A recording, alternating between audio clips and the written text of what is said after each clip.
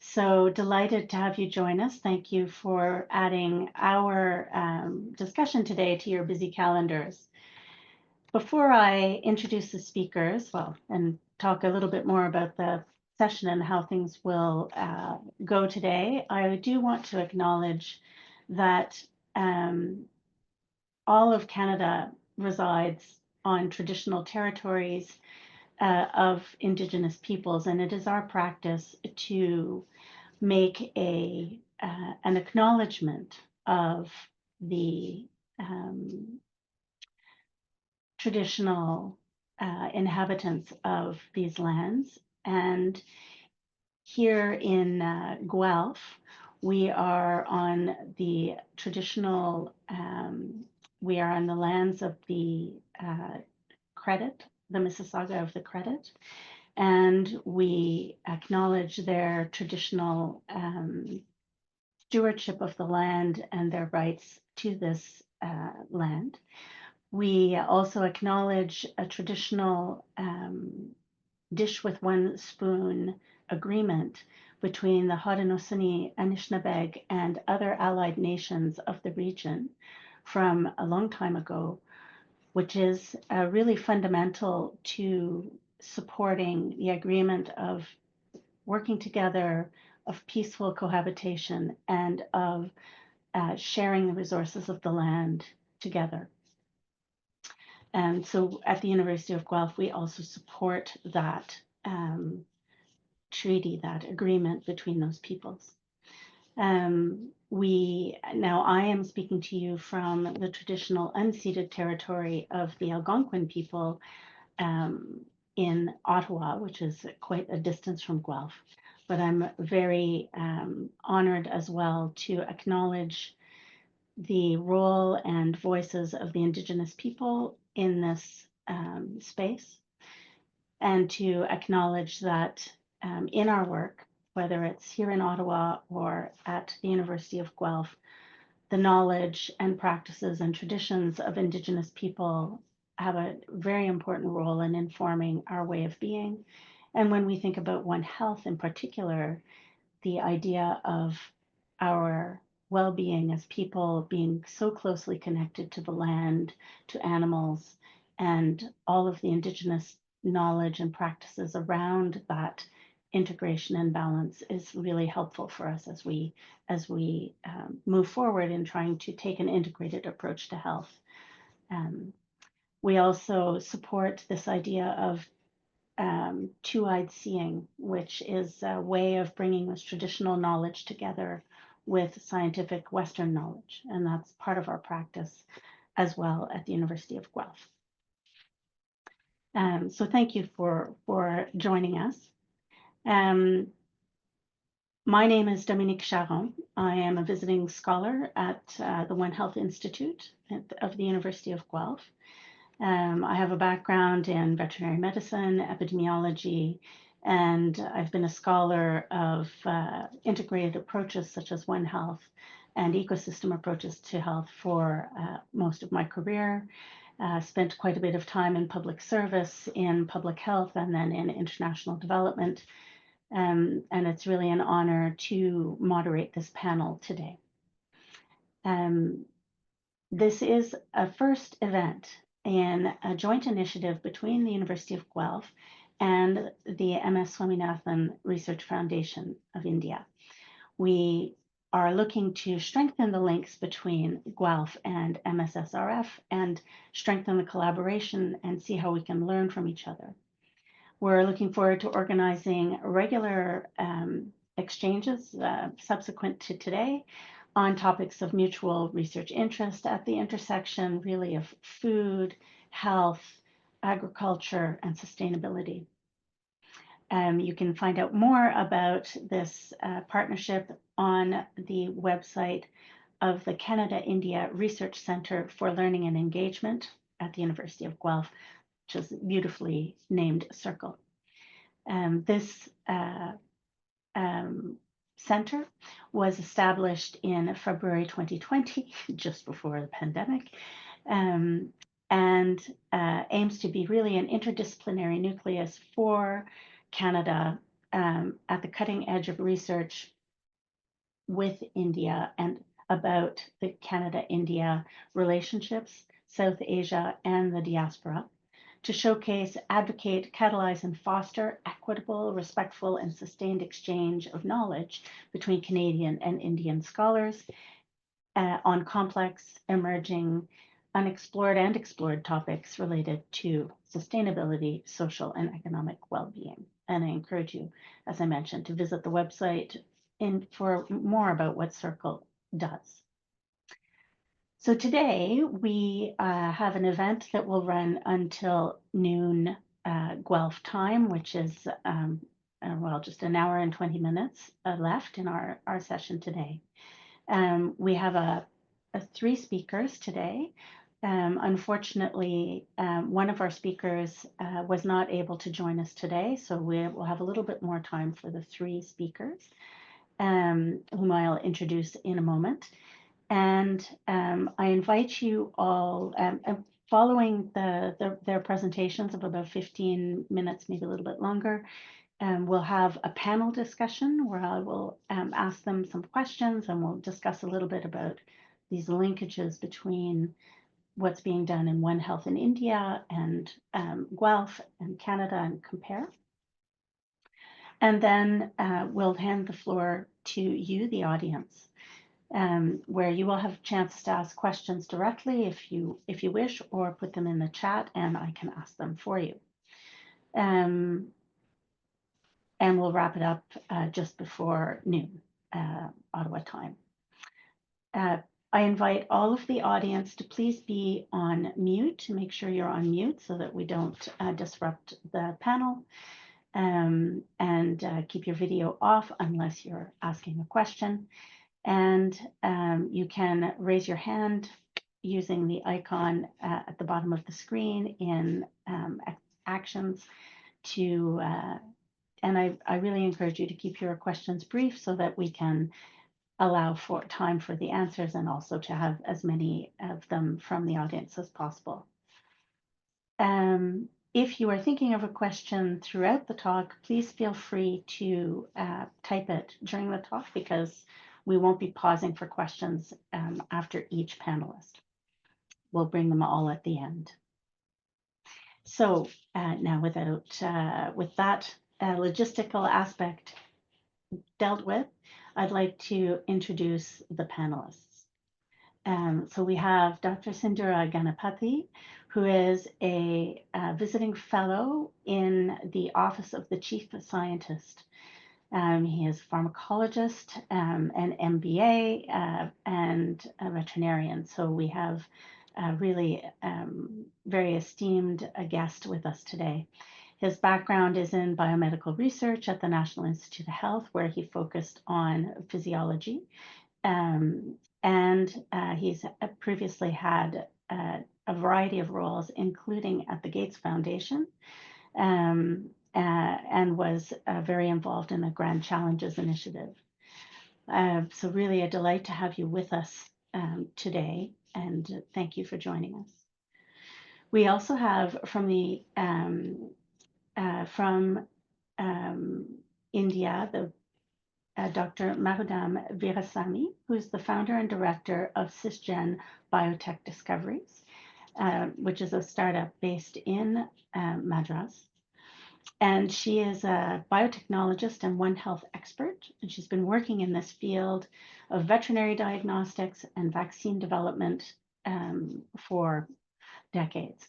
She has quite a few successful commercializations under her belt, including bovine tuberculosis control initiatives, not only in South Asia, but in Africa, and with partners, including the Gates Foundation and NIH in the US.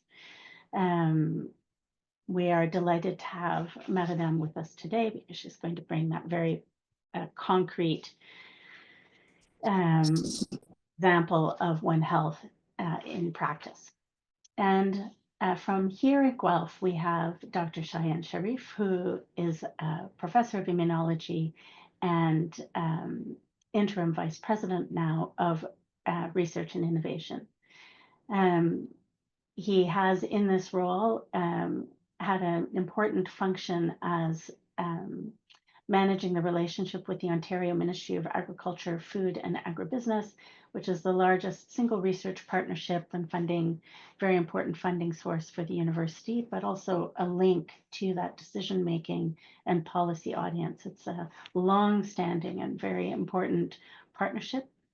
And in this role, definitely Shayan has had really important roles in leading agricultural research on campus at Guelph, including at the Agricultural Research Institute of Ontario, which is operated by the University of Guelph, and other research programs in our satellite campuses.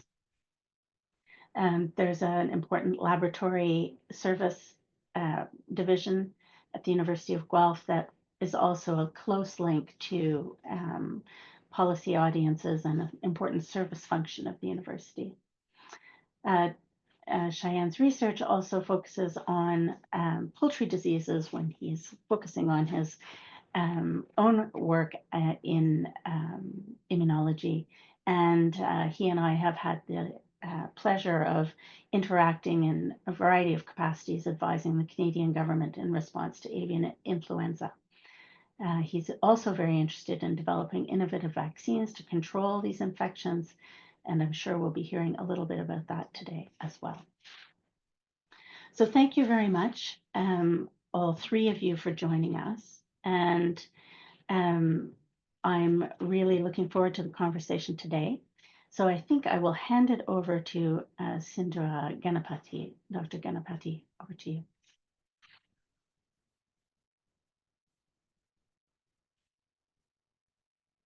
Am I audible now? You are, and we have your slides, so that's wonderful. Wonderful. Yeah. Thank you for the kind introductions, and thank you for organizing this. It's always a pleasure to be with such accomplished colleagues who I just had the chance to meet and exchange notes and information about what is happening in different places, because this area of One Health is quite broad. And even though I have been hands-on working on it in the last 3-4 years, and indirectly or somewhat peripherally working for the last 15 years, there is always something new that I find almost on a weekly basis that I had no clue about and would have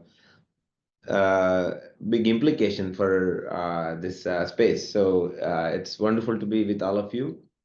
So I have been asked to speak a little bit about what is happening in the Indian ecosystem from a government and broader ecosystem level in the space of One Health, which I will try to cover in the next 15 minutes or so, or until I have been told to stop, whichever comes earlier. So the challenge I always find with the area of One Health is its breadth.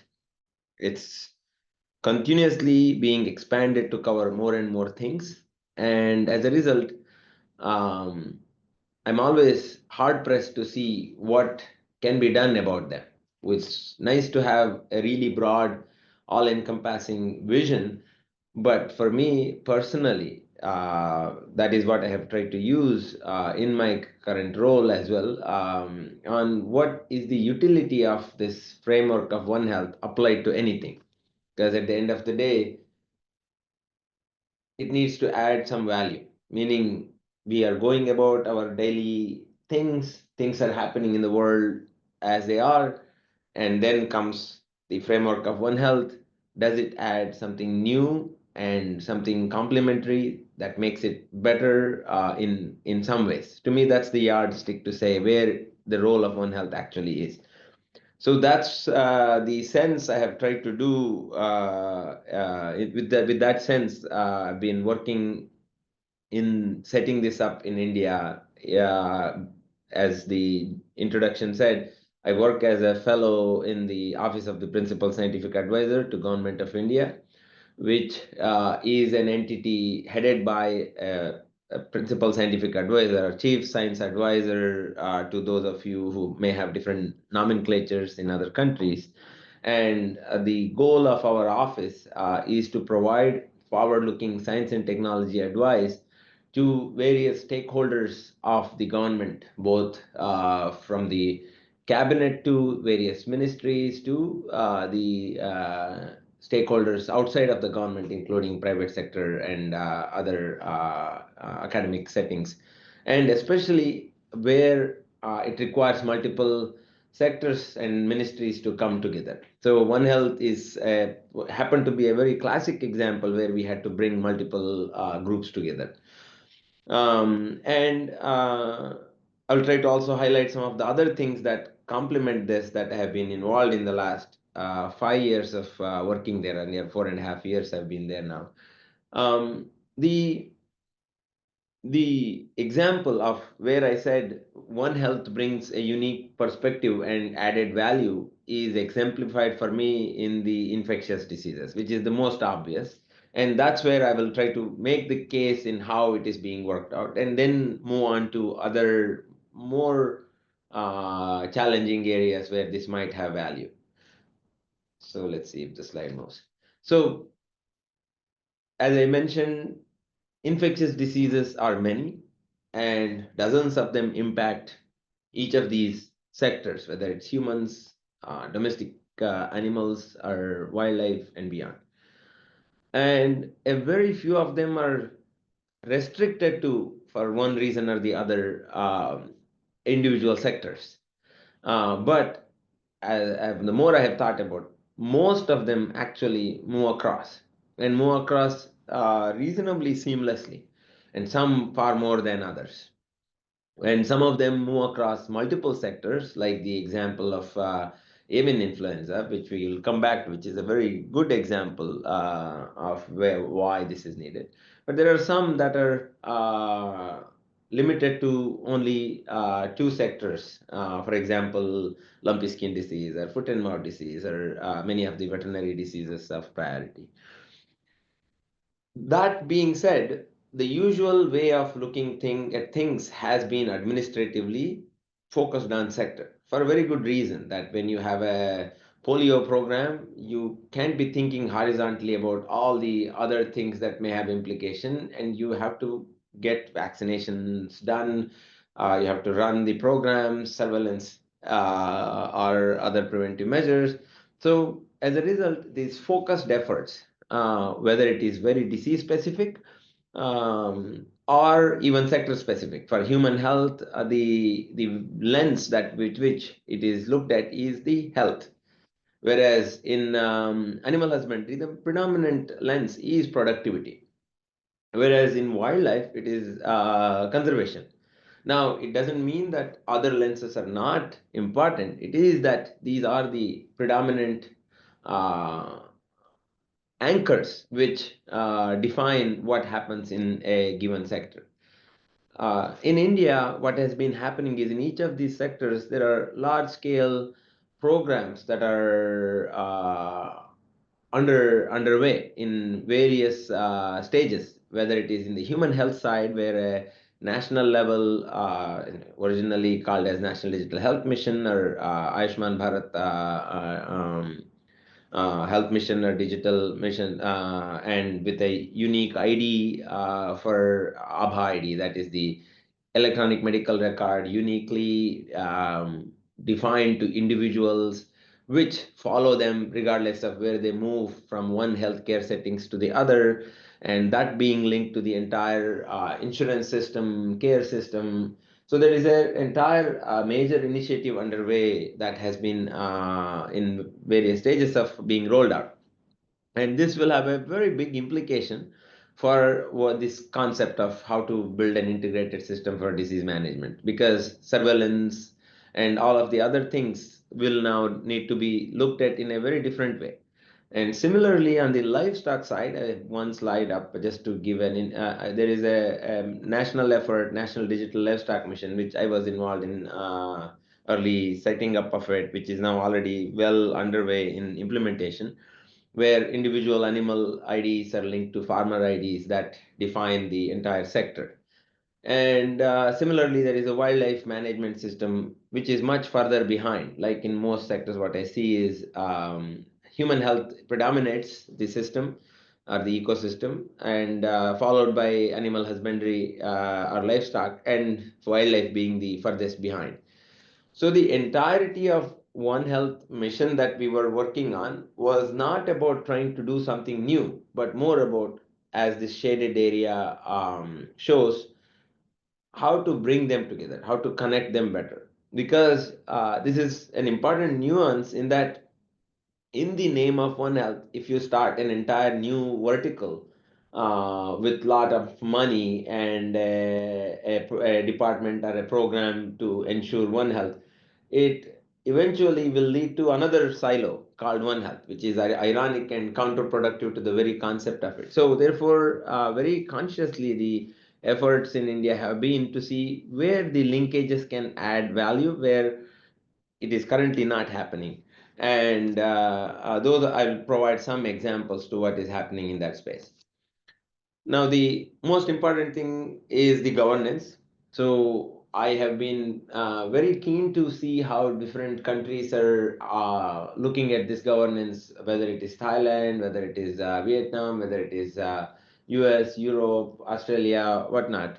In India, the current central governance involves the highest level at an executive committee, which is chaired by the health minister and co-chaired by the principal scientific advisor, and a scientific steering committee chaired by the principal scientific advisor that brings all the secretaries of various departments. So in India, the bureaucratic head of any given ministry is called a secretary, and uh, we have brought together pretty much all the science funding agencies, and I'm not going to go through all of them. It's just to say that all the science funding agencies, all the key departments related to human health, livestock, Ministry of Environment and Forest, bringing the environmental sector, and also the biosecurity version of it, the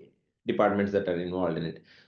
And I have to say, each month or so or week or so, when we were setting it up, we would figure out, oh, we left out this department, we left out these key stakeholders. So the office memorandum, the file that created it originally, has seen many amendments, because we keep learning, oh, we need to add these people to be to the governance structure, or add as stakeholders.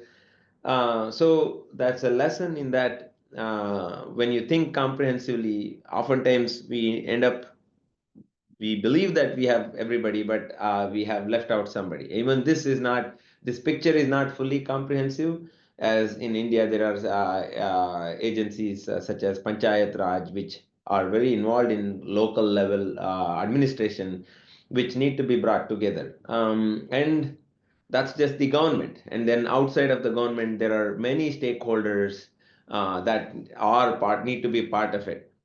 And India, being the host of G20, the presidency last year was last year was very useful forum, where it was also very active topic, and we had multiple tracks that even Canada participated in, I believe, in trying to set up what does it mean to have a international convergence on these One Health ecosystem. And we had a communique, and we had to come up with certain concrete points which need to be followed up. And a personal lesson for me is, it's hard enough to get convergence when you have diverse stakeholders, but it's even more difficult when you actually try to implement them. So, worth keeping those in mind as more and more initiatives under the name of One Health is taken up.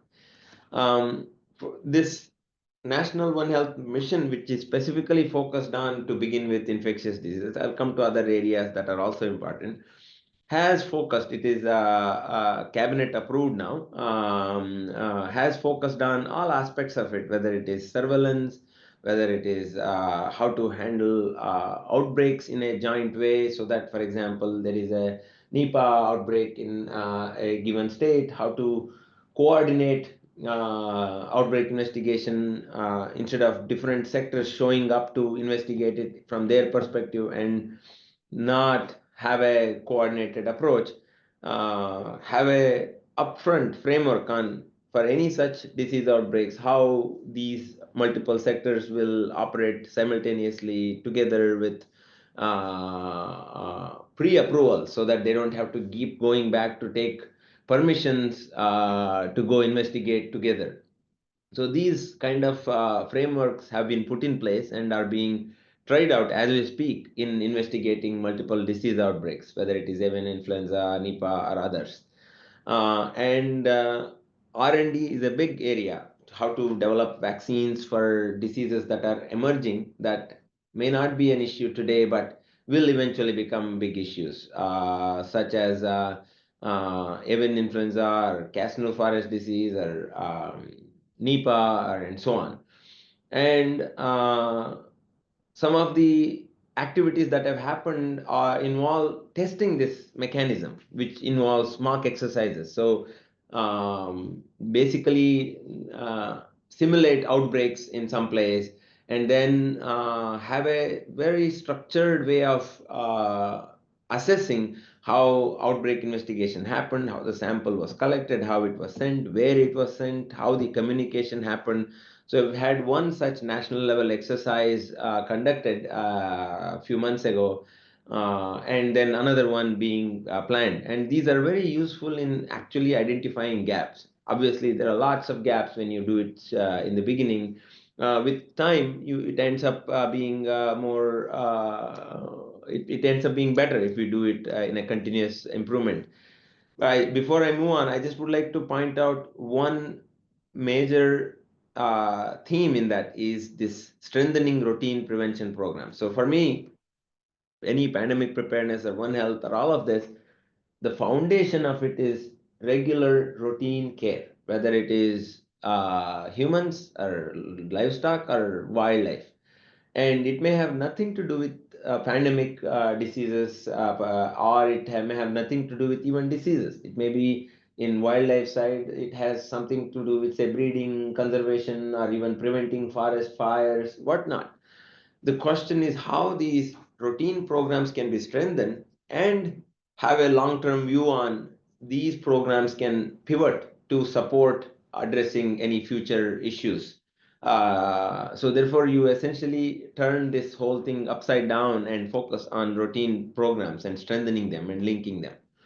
And that is how it is being thought out, as you can see some of the keywords here, whether it is linkages of data systems or laboratory systems. So under this National One Health Mission, what one of the key effort has been to identify, select high-risk pathogen laboratories in India, across India. And currently there are 22 that have been identified, BSL-3 labs, and obviously anything above BSL-3 are automatically part of it, BSL-4 labs, and have common protocols, have trainings, cross-sectoral trainings, and regardless of the labs being located in either in any of these sectors, them being able to do basic things regardless of which sector it comes from. The idea is that when an outbreak happens, a sample shows up, you don't know what it is, and you almost have to assume you don't know. So all of them have to be able to do a basic of all of these. And then obviously specific referral, highly specialized labs can be identified for things that require follow-up. But most important area that I think still requires work is at the bottom, how to have data standards, how to build capabilities in analytics, especially in disease modeling. There in India, few good centers are emerging who have now disease modeling capability. They're working closely with the government to help refine the programs. And I think this is one area where Canada and India may have a opportunity to work together, collaborate, build relationships on, because these priorities also tend to be common. I mentioned how. Dr. Ganapathi, I just Yeah. want to let you know 3 minutes or so to go. Yep. Okay. So I mentioned how livestock side there is an entire national ecosystem that is underway where unique identification of individual animals and an entire digital architecture. While it is important for many things, for disease surveillance and One Health, this is serving as the basis and foundation for it. And similarly, in the wildlife side, we did not have a national system. So you probably have seen, at least the Indian side may have seen these announcements. A national institute is being created, and it is part of the overall One Health mission and ecosystem. But it's mainly focused on having central regional and local level of wildlife management, health management overall, and having a funded, well-run national ecosystem for it. And that will actually plug an important gap that has existed in this concept of One Health, where we talk a lot about it, but mostly if you really open the doors and ask about what are you doing, it falls into one human health side of things. So I was very happy and have been very happy to be part of shaping this one up. And hopefully this will see the light of the day very quickly. And another area is how to do environmental surveillance, sentinel surveillance using samples, not from the individuals, but from the environment, soil, milk, slaughterhouses, sewage, whatnot, for varieties of diseases of human, animal, or wildlife importance. And a lot is happening in India on that, in each of these areas, in terms of refining sampling methodologies, refining laboratory assays of varieties of methodologies, whether it is sequencing, CRISPR based, or others, PCR based, and also modeling, how to make sense of what you find in the environment to actually what it means. And that's a very important area.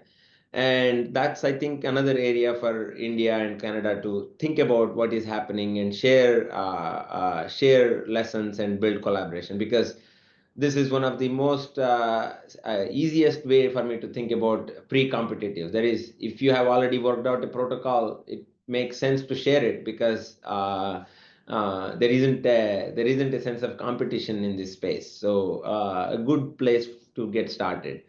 On antimicrobial resistance, there is a national effort in terms of building both the policy and the research in terms of identifying alternatives to antibiotics, both in human sector, but also in especially in under-recognized like fish and prawn and other aquaculture, in addition to livestock. So that's an active area, both in terms of surveillance as well as how to address it. And an important area is the regulatory system, which I am now currently engaged in, working very closely with that ministry.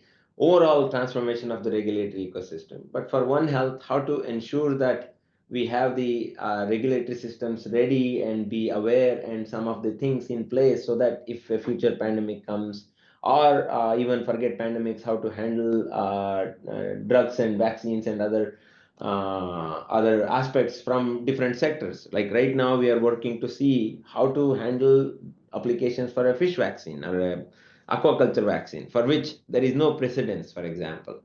And a completely another under-recognized area is how to build these kind of things for diseases that impact plant, regardless of whether those issues concern humans directly, such as mycotoxins, but even otherwise, the diseases that impact all the plants have huge agriculture productivity implication. How to build the similar ecosystem of surveillance, control of outbreaks, and preventive measures. So I think I've touched like this is a menu, and hopefully this will raise questions or thoughts in maybe other speakers' mind or audience's mind, and happy to have a follow-up discussion on it. As I mentioned, meant to be very high level, and I think it ended up being a high level in the short amount of time. Yeah, but you've given us a real taste as well of what it looks like in the specific programs and areas, whether it's wildlife surveillance or the R&D work around medical countermeasures for pandemic preparedness and everything in between. So really lots to think about as we move the conversation back to Canada and have Dr. Shayan Sharif give us his perspective on this. I'm really looking forward to engaging all of the panel and the audience in questions, but we'll move right into to the talks just so that we have the flow and have the time at the end for the discussion. So over to you, Dr. Sharif, if are you able to share Yes, your? absolutely. I can't. I'm not quite sure if my screen is shared now. Can you see my slides? It looks perfect. Fantastic. Great. Fantastic. Okay, so I'm just going to get started. And first and foremost, thank you very much for inviting me to be here today. That's my number one. Number two, Dr. Charron, you've given me a whole lot of I would say compliments, which I don't necessarily deserve, but thank you very much for all of those. I take credit. As soon as I see some credit, I just embrace that credit. So I appreciate that. And I also wanted to say thank you to Dr. Ganapathi because he provided a really good high-level information about what One Health is and what India is doing. Unfortunately, in my case, I'm just not at the level that he is in terms of providing a good perspective on One Health at a national level. So what I'm going to do is I'm going to talk about one of the topics that he brought up, which is highly pathogenic avian influenza, for two reasons. Number one, because it hits close to home for me. I've spent significant amount of my career as a scientist on avian influenza viruses. That's number one. And number two, I cannot really think of any other One Health issue that really, highlights the importance of why we need to have a One Health approach towards solving one of the biggest issues that we've ever faced in animal health, which potentially has implications for human health. And that's why I've decided to talk about avian influenza. And just for the audience who may or may not be quite familiar with avian influenza is basically like any other influenza virus. There are two major proteins on the surface of this virus, the so-called neuraminidase and the hemagglutinin. I don't know if you can see my cursor, but if you can, I'm just trying to point to the neuraminidase, which is this club-shaped protein on the surface of the virus, and hemagglutinin.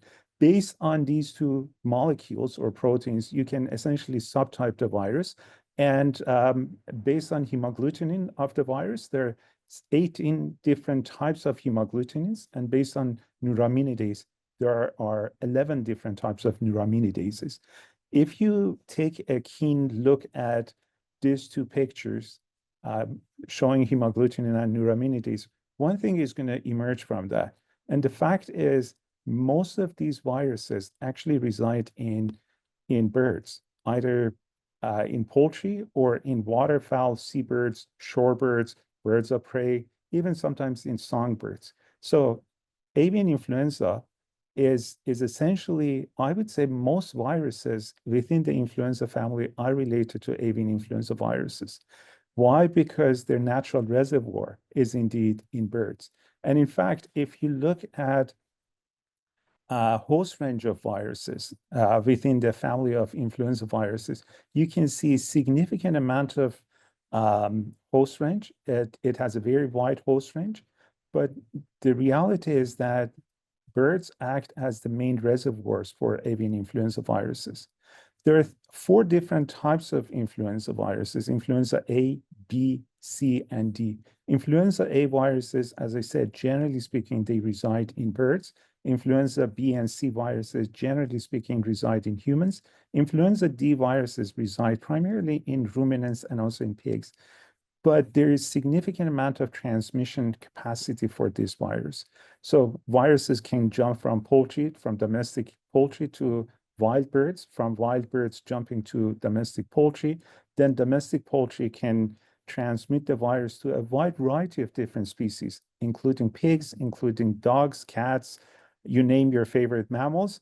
They can get infected by the viruses that are shed by either wild birds or by poultry. So that's why I would call this a probably perfect storm for a One Health issue. And unfortunately, we've been facing this One Health issue for the last 2.5 to 3 years.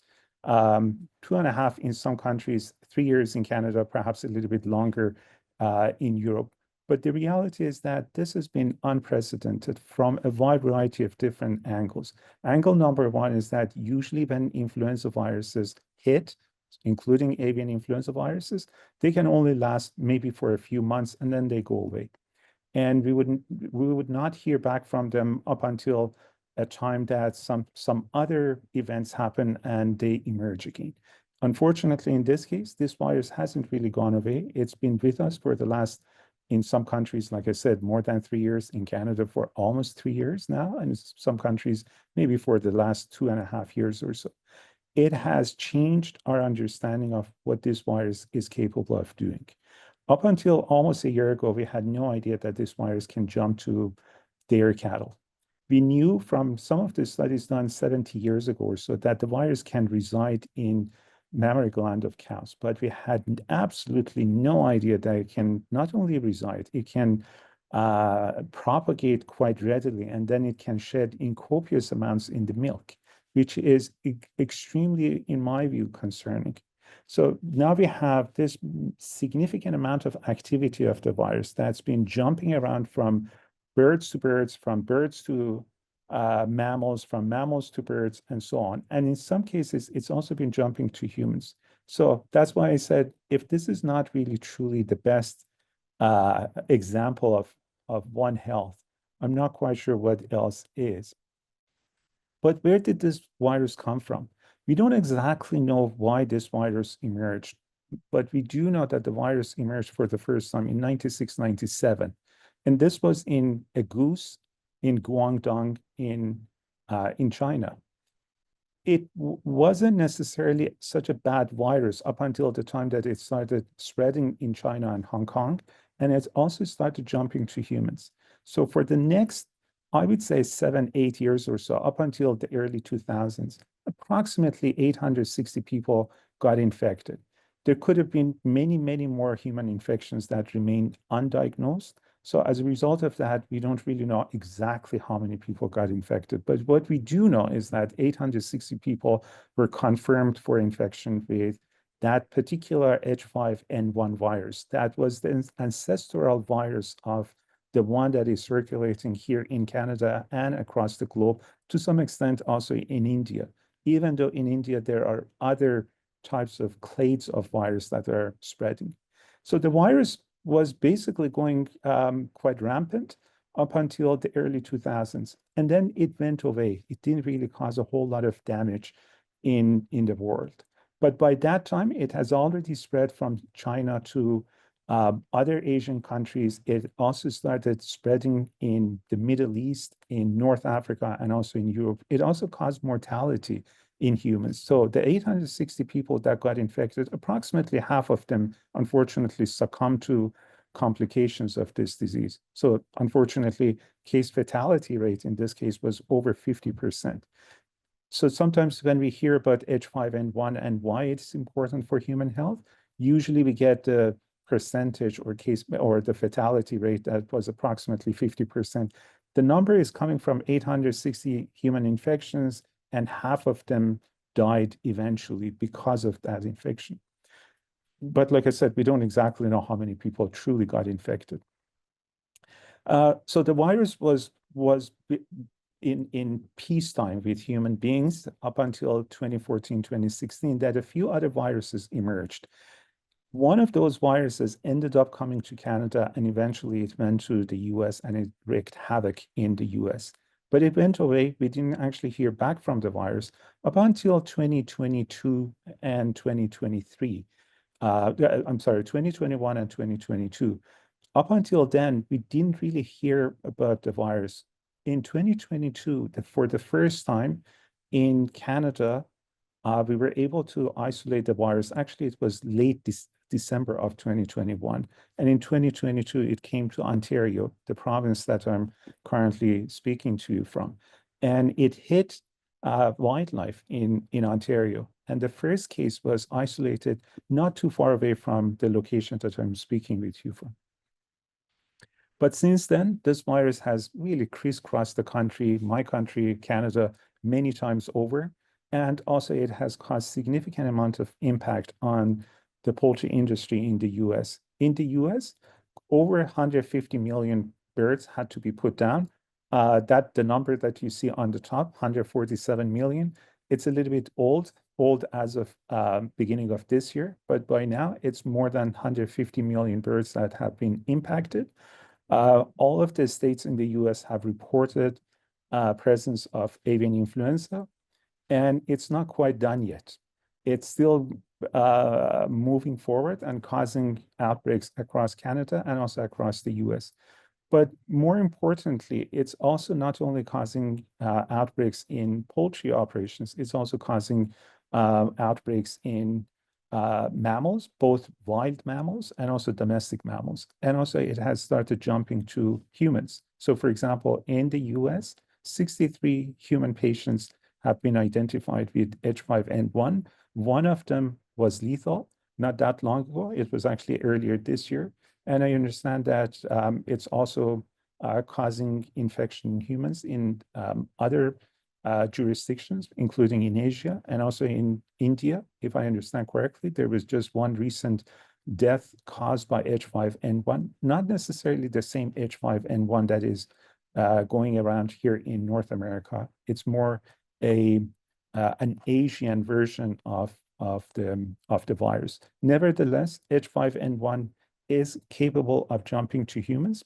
Thankfully, there is no evidence for human-to-human transmission. So if there is any silver lining here, is the fact that the virus hasn't actually been able to jump to humans on a regular basis and then cause sustained transmission from humans to humans. In Canada, up to now, we have had 15 million birds that had to be put down. And I'm talking about domestic poultry, had to be put down because of H5N1. But this is just the beginning of the story, because this virus has proven to be completely unprecedented. We would have never expected anything like this before. Up to now, we know that approximately 41 terrestrial mammal species have been infected and 13 marine mammal species. We already knew that H5N1 or other influenza viruses can cause infection among mammals, domestic or wild mammals. We just didn't realize how vulnerable some of these species are. And I also understand that in India, there's been significant amount of activity in wild feline species, like, for example, tigers. That is really, truly disconcerting. But at the same time, as I said before, this re-emphasizes the importance of dealing with highly pathogenic avian influenza as a One Health issue, because it's really, truly working at the interface between the environment, animals, and humans. It is quite disconcerting that this virus is capable of doing all of those, because some of the species are such as, for example, domestic dogs and cats that live with human beings. And as a result of that, they can increase the risk of transmission to humans. And in fact, in Ontario, 2 years ago, we had one dog dying of avian influenza. More recently, in Poland, there have been outbreaks of H5N1 among Polish pet cats. And also more recently in the US, we've had significant mortality in pet cats caused by avian influenza. This is just getting more and more disconcerting because, up to now, we had some idea that the virus can jump from randomly and erratically. It can jump from birds to mammals. But could it sustain transmission from mammals to mammals? And the question is it might actually be able to do that. At least in the case of ferrets, there is a possibility that it can have mammal-to-mammal transmission. In case of elephant seals in South America, there is some evidence that it might have actually been able to do that. And also in case of dairy cows, there is some evidence that there could be some mammal-to-mammal transmission, not necessarily directly, but perhaps, through fomites, it can be transmitted from cow to cow. Could it be transmitted to humans? It might. As I said, 63 individuals have been identified as H5N1 positive in the US, one of whom died, unfortunately. In India, there's been at least one recent case of a small child that succumbed to disease. In Canada, in November of 2024, we had one case of H5N1 in a teenager in Western Canada. There was a lot of work done to understand better where exactly the teenager contracted the virus. I don't really think that, we have a very clear answer for that. But the teenager was in the hospital for weeks. And based on what I gathered, the teenager received the best possible care. And still the teenager was in the hospital for 2 weeks. So we are really dealing with an extremely potent and lethal virus.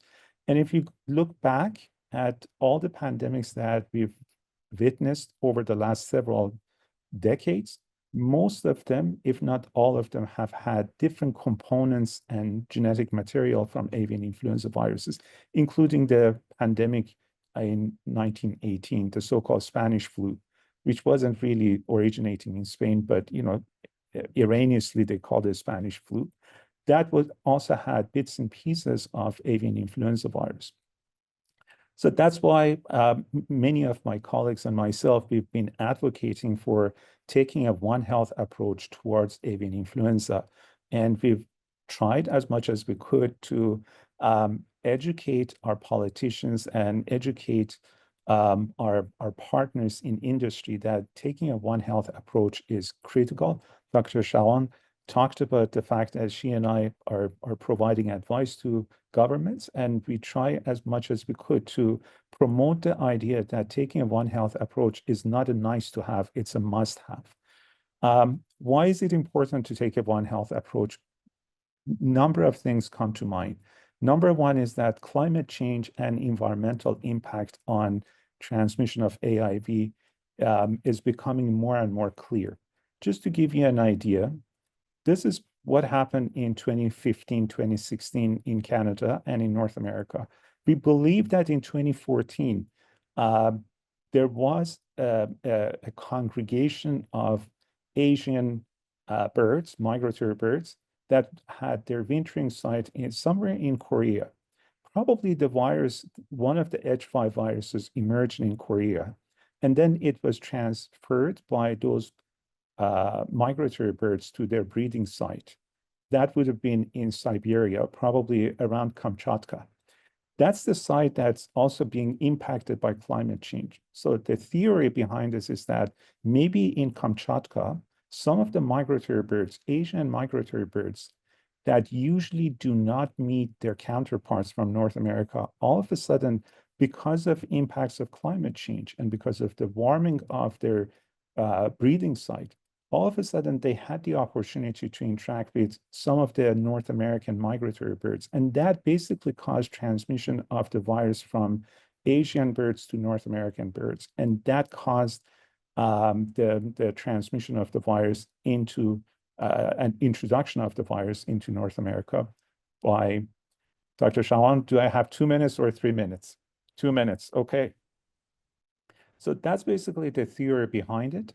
And as a result of that, the virus came to Canada, and then eventually it went to the US and it wreaked havoc. But that was nothing compared to what the US is witnessing at the moment. Dr. Ganapathi talked about a surveillance system. I could not agree more with him. We need to have a highly integrated surveillance network for wildlife, both for avian and mammals, for domestic poultry, and for domestic animals in general, and also for humans. And he also talked about a variety of things that India is doing. And in Canada, we are also doing some of it in pockets, in small pockets and in silos, such as, for example, creating a digital surveillance system using AI for prediction of risk for domestic wild and wild animals and also for humans. Lastly, I could not jump over, the topic of vaccination. We need to look at vaccination against H5N1, both for animals and also for humans.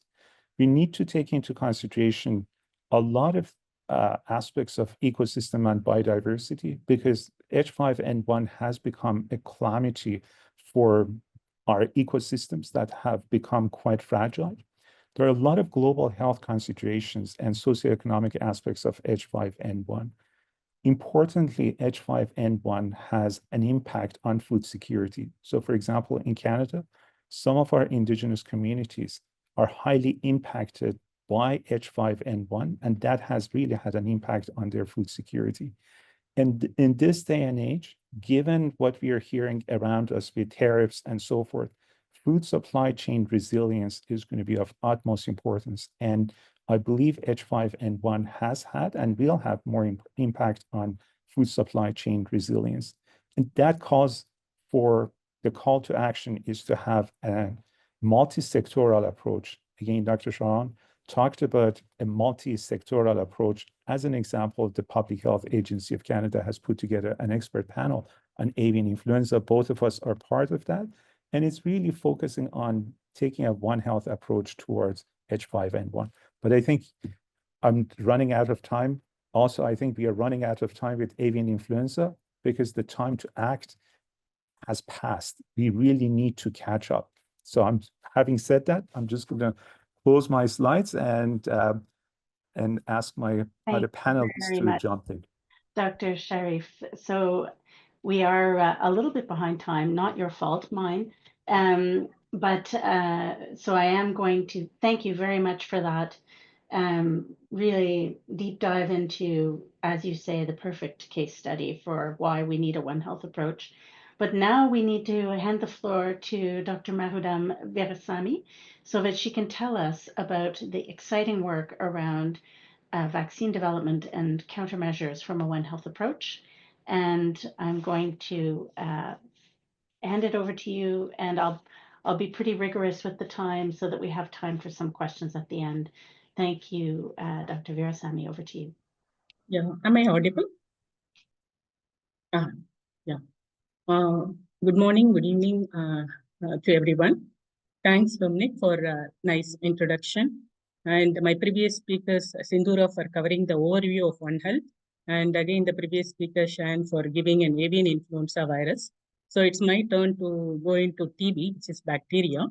So the next 15 minutes, I will be covering the results which we have developed in a global bovine TB network program in collaboration with Penn State University, USA, APHA UK, and our startup CisGEN, which is mostly supported by Gates Foundation. So hope the slide moves. Is it moving? Yeah. So this bovine TB is a need of our One Health approach. What we know in bovine cattle is that more than 20 million cattle in India is infected with TB. Maroudam, do you think you can put it in presentation mode? Yeah. Just in the, yeah. Is it in presentation? Yes, now it's good. Perfect. Yeah. Thank you very much. Yeah, what we know is more than 20 million Indian cattle are infected with the TB.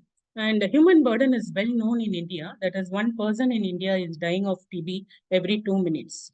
So this is what I'm showing is a zoonotic and reverse zoonotic cycle of bovine TB, which clearly explains the public health significance of this disease. So animals transmit the infection to humans through unpasteurized milk, undercooked meat, and also through infected air droplets.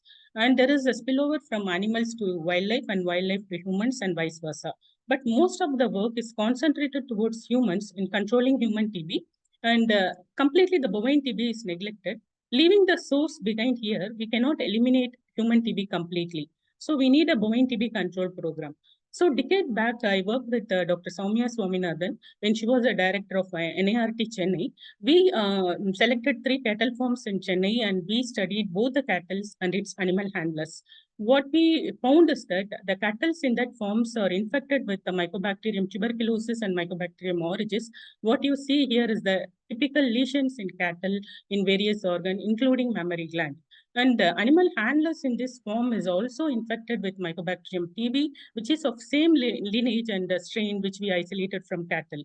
So this clearly shows there is a public health significance, that is 10% of human TB cases is of animal origin.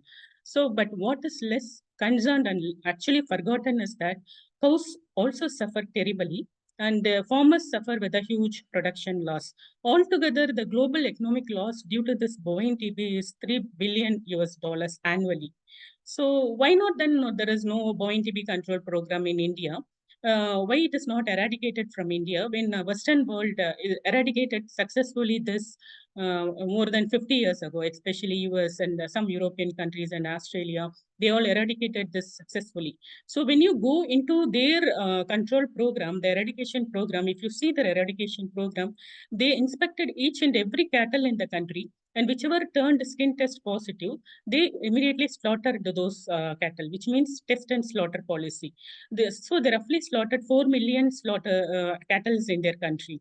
So what is the benefit of this control program in US is that they have a spectacular success in reducing the human TB deaths due to zoonotic origin. And parallelly, the farmers also benefited economically. That is 10 times the cost of the actual program cost, the economical cost came. So then why not? What are the challenges our India is facing in controlling this bovine TB? The first and foremost challenge what we are facing is our social and economical reasons. Because this even in our home, the cow we consider as God, and this single cow is going to be income for entire farmer.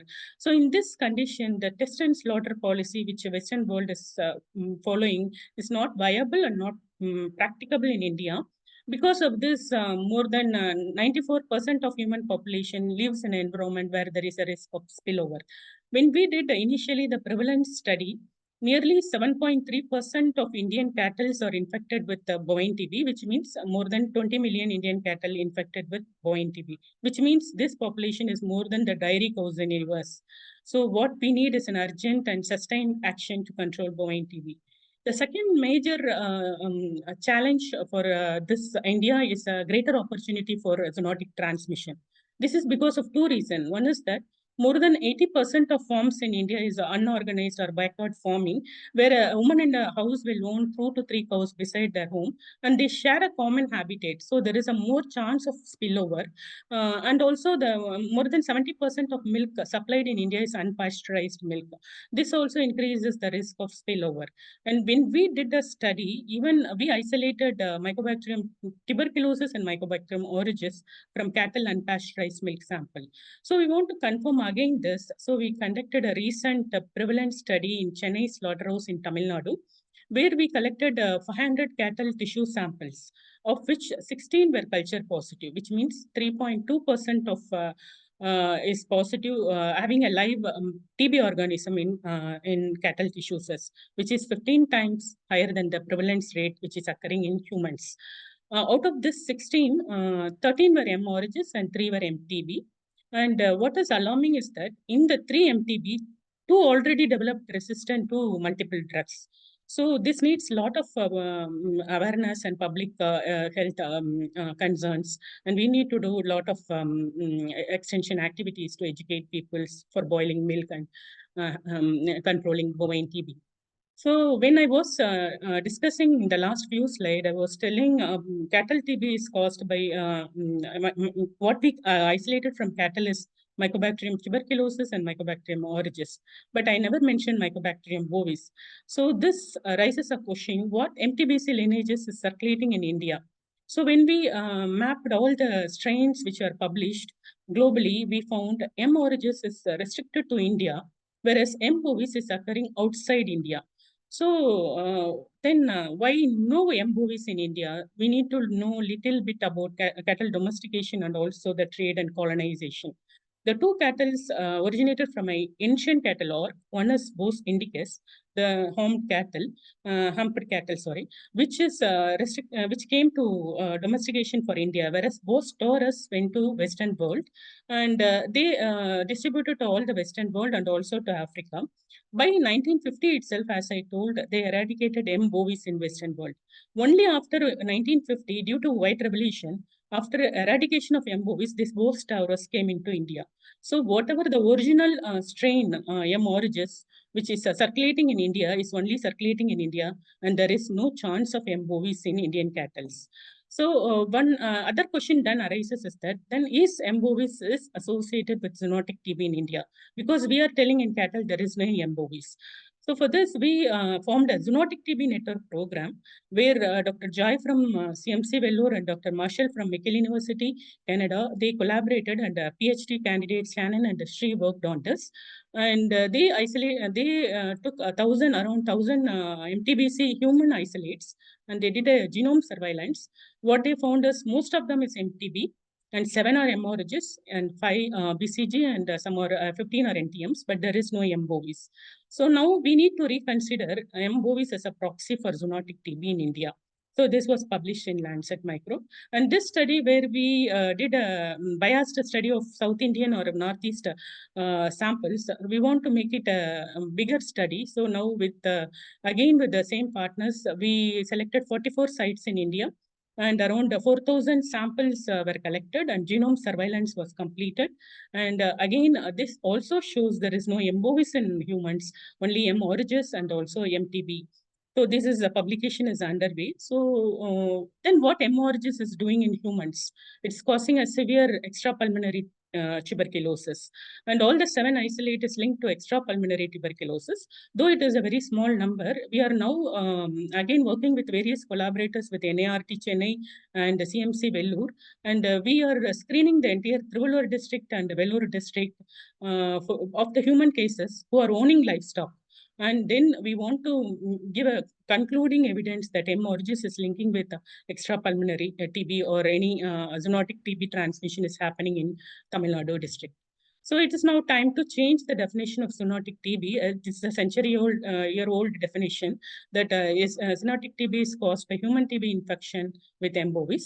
Now the definition in the WHO goes based on our finding is that it is a TB caused by MTBC complex, which is by animal-adapted strains. So the third challenge for in animal TB control program is that there is no animal TB vaccine.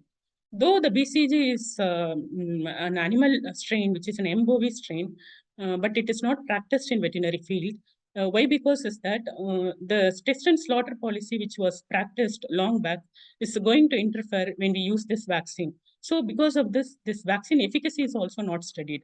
So what we need is that we need to develop a differential diagnosis, a DIVA test, to differentiate vaccinated animal from infected animal.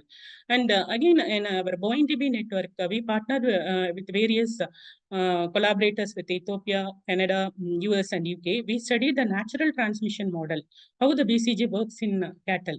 So we found an interesting result that BCG is showing a vaccine efficacy of total efficacy of 89%, which not only reduces the severity of lesion or infection, but also reduces the transmission. So now the vaccine is ready. What we need is a DIVA test, a test to differentiate infected from vaccinated animals. So we identify a pool of novel patented peptides, which are molecularly defined, which are confined to the deleted region of BCG. So now we have a diagnostic cocktail, which can be used in the phase of vaccination. So our network program now come up with a technical tool to control global Boeing TB control program, which is nothing but animal BCG vaccination with a companion DIVA diagnostics. Because this is only going to be a scientifically driven, culturally accepted, and economically viable for low and middle income countries. This definitely reduces the zoonotic TB and improves animal welfare. And now we are speaking with global vaccine manufacturers, and we are also speaking with the government agencies how to implement this in near future. So the fourth challenge is the intensification of dairy sector. The demand needs, and we are housing the animals close to each other, and again the disease spreads more. So this also we published that buffalo intensity is significantly associated with increased risk in TB households. But while doing this modeling studies, what is the difficulty what we are facing in interpreting this result is that in Indian condition, there is no true prevalence data is available. So that is the one thing we need more. And with this part is completely neglected. The human and wild TB interface is completely neglected and not studied at all. Unlike the Western world, in India, we have a close association with wild animals, especially elephants, sloth bears, monkeys. So with the help of Tata Trust and also with the help of Government of India, we developed a point of care test with the multiple antigens, and we found there is a high prevalence of TB even in wild animals in India. So with this 5 challenges which I discussed, I want to end the discussion and go for questions. This is the final slide which I want to tell what happens if we didn't control bovine TB. Assuming we are eliminating human-to-human transmission by a good national level TB elimination program, but neglecting bovine TB, the zoonotic TB will predict to increase in the absence of any interventions. So we need to deeply understand the burden of TB in reservoir hosts and reduce the spillover with a good strategic action plan by implementing BCG vaccine with the companion diagnostic kits. So with this, I will end by thanking from bovine TB group, mostly from Ethiopia, India, UK, and US, and funding agencies, and also thanks from Zoonotic TB group, India, most of the medical colleges and veterinary colleges, and CTB, WHO India, Canada, McGill University, UK, APHA, University of Cambridge, and US, Penn State, and USDA. Thank you. Thank you very much. Any questions? Just I made a compiled of what I spoke in 15 slide in one summary, why we are doing, how we are doing, and how it is going to impact the nation. Thank you. Thanks for the time. Oh, I love that. That's a great final slide. Thank you very much, Dr. Veerasami, and really such a compelling case for increased collaboration and emphasis on what is considered a neglected disease and one for which there has not for some time. There is now, but there had not been all that much attention on vaccination as a solution. So it's really advances in vaccinology have made it possible to begin thinking about these tough problems for vaccine solutions that way. And yet we have the challenges with avian influenza of evading the vaccine, as we saw with SARS and we've seen with many influenza strains. So there, even with the new technologies, there are still challenges with finding really effective solutions to these neglected and long-standing infections like flu and TB, but also emerging types of problems. So thank you for all of you for your presentations.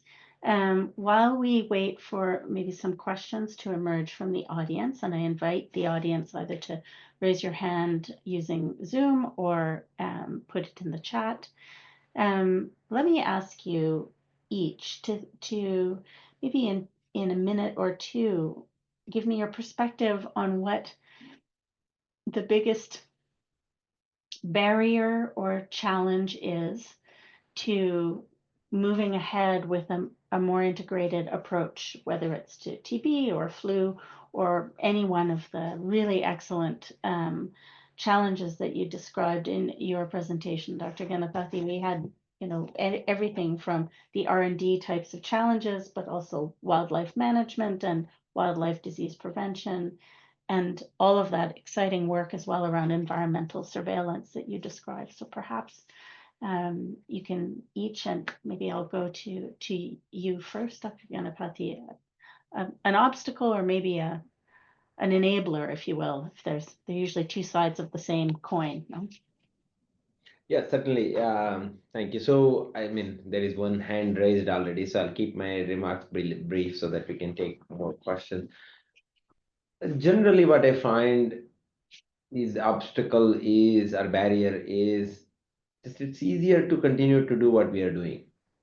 Anything that you want to change, the famous exercise, one of the in one of the workshops as change management. He asked us to fold our hands, and we all folded it in one way.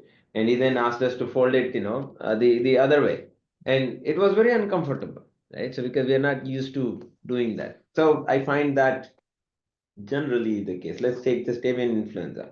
I don't think there is. It's a fantastic talk, Darshan. I quite enjoyed it. I couldn't agree with you more on the urgency of this. And you said just the tigers in India. No, no, it's multiple species are impacted, and we probably don't know which ones more that are impacted because we don't have a system as robust there to catch all the possibilities.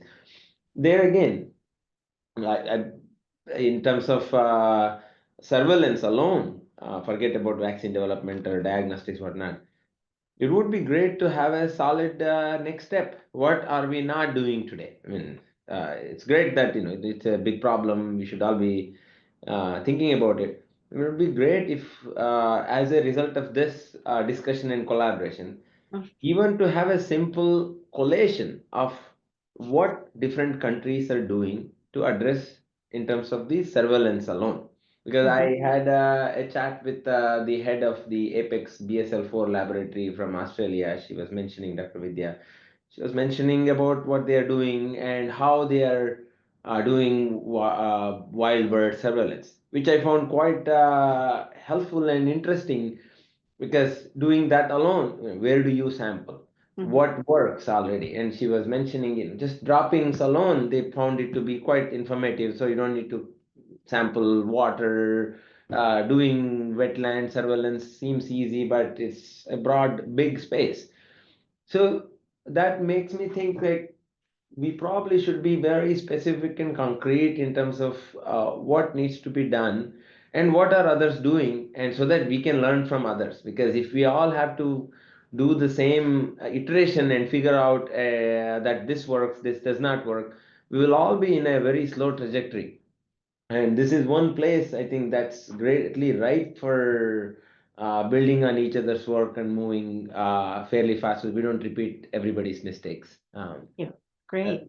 And maybe I'll go to Madam Veerasami for her perspective on what's a key thing that needs to happen for better intersectoral collaboration in the TB situation in your case.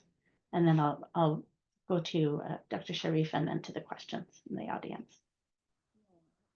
Yeah, it's a good question. Not only TB, for all the zoonotic kind of diseases, we need a multisectoral collaboration. Especially, we want to study the transmission of the disease either from humans to animals or from animals to humans. We need both the collaborating institute and also the multidisciplinary research needs to be carried out, because without that we will not come up with any solutions. The people working individually may bring the prevalence rate at least initially.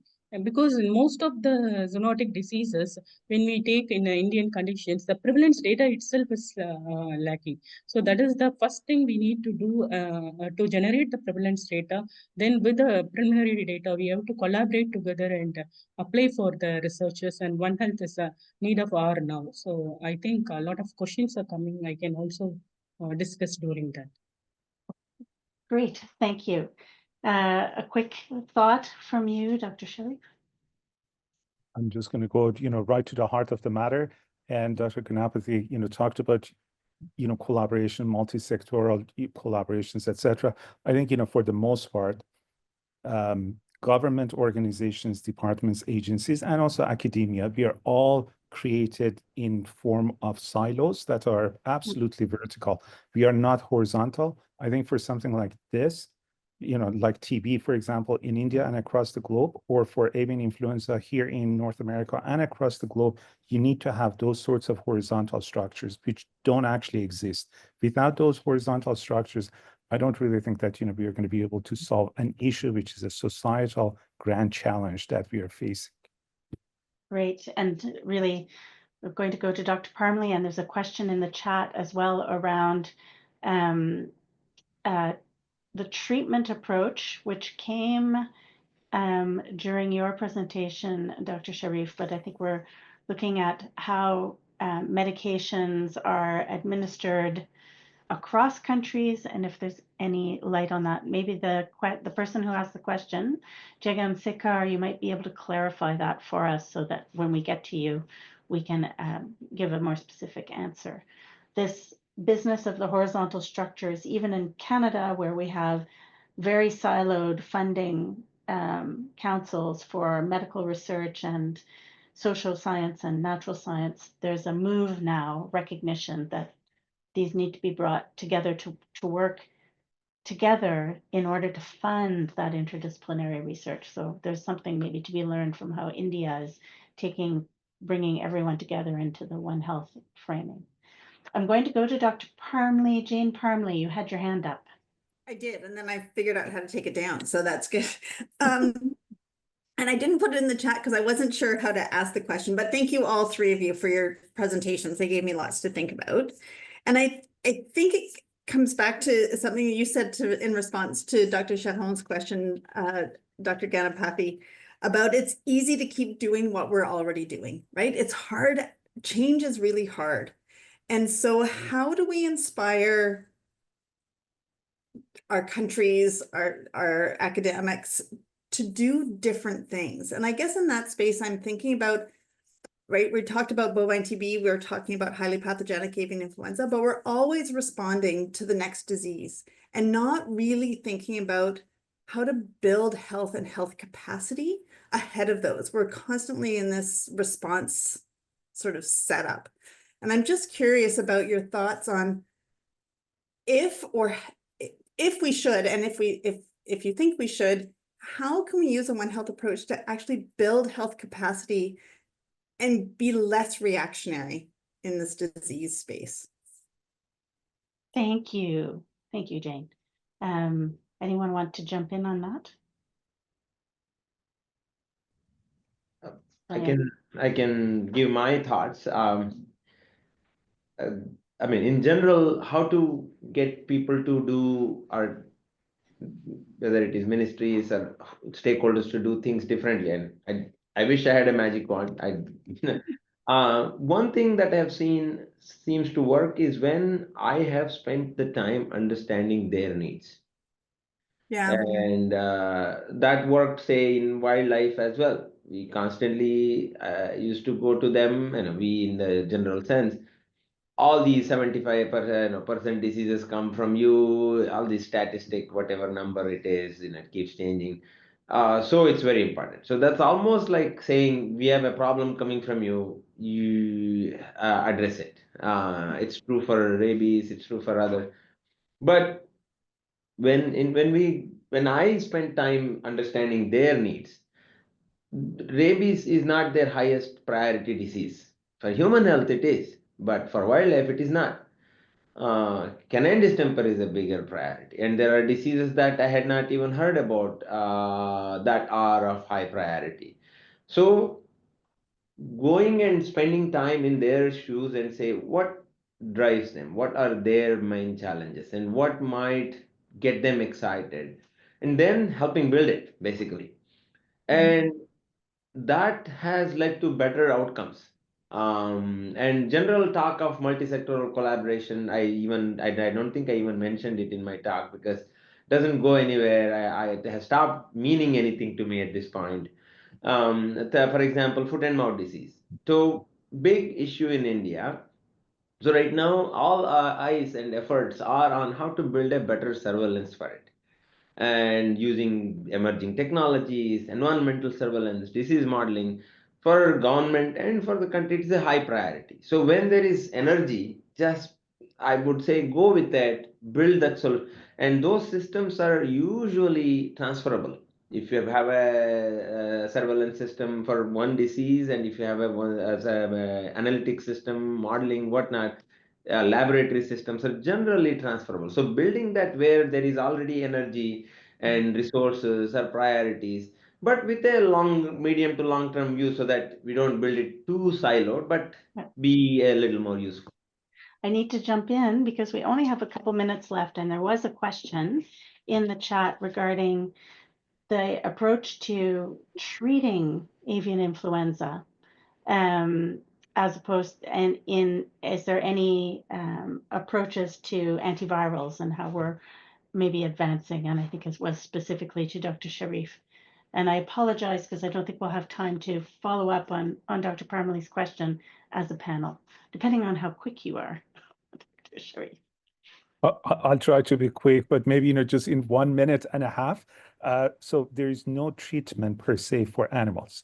Avian influenza is not something that we can treat in animals. Obviously, for humans, that's a totally different story. As an example, the patient in British Columbia here in Canada was under antiviral treatment for extended periods of time. Unfortunately, one of the issues with H5N1, this particular strain, is the fact that it causes encephalitis.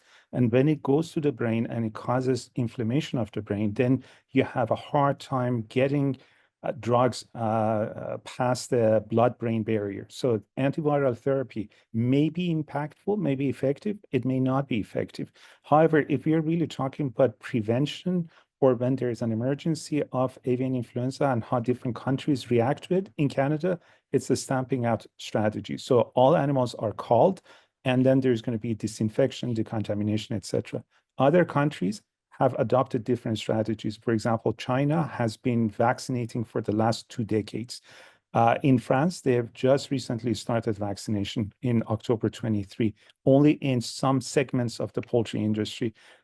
Mexico has been doing vaccination. North American poultry industries have been resistant to the idea of vaccination up until quite recently for a number of reasons. One of the biggest ones was international trade barriers, but those international trade barriers are being lifted. So as a result of that, probably there would be more countries looking at vaccination. And I know that India, as an example, is also looking at vaccination, but not quite there yet for highly pathogenic avian influenza. For low pathogenicity, H9, I think there is potential vaccination. I don't know much about India, but I think, there is talks about vaccinating against low pathogenicity. So as promised, 1.5 minutes. Thank you very much, Dr. Sharif. Thank you all, the 3 speakers, Dr. Veerasami, Dr. Ganapathi, and Dr. Sharif, for kicking us off really in this Canada-India One Health conversation. Really interesting perspectives. I hope the audience agrees that we've had a lot to think about. I see a comment there from Dr. Liz Finnis, the new director of the One Health Institute, exactly, that we're all stimulated to think about One Health in practical and the different contexts in the different countries. Thank you to the audience for joining us. Sorry we didn't have a little bit more time for questions, my own bad time management, and such interesting presentations and talks. Please do check the Circle website at the University of Guelph for more forthcoming talks in this MS Swaminathan Research Foundation, University of Guelph collaboration in future. We are really excited to be building this relationship and look forward to more conversations. Thanks to the team, the working group team that helped put this together, and to the people in the background who helped create this event. I know it's always more work than it seems. So delighted to have been here with you today, and thanks very much. Look forward to our next opportunity. Thank you very much. Thank you so much.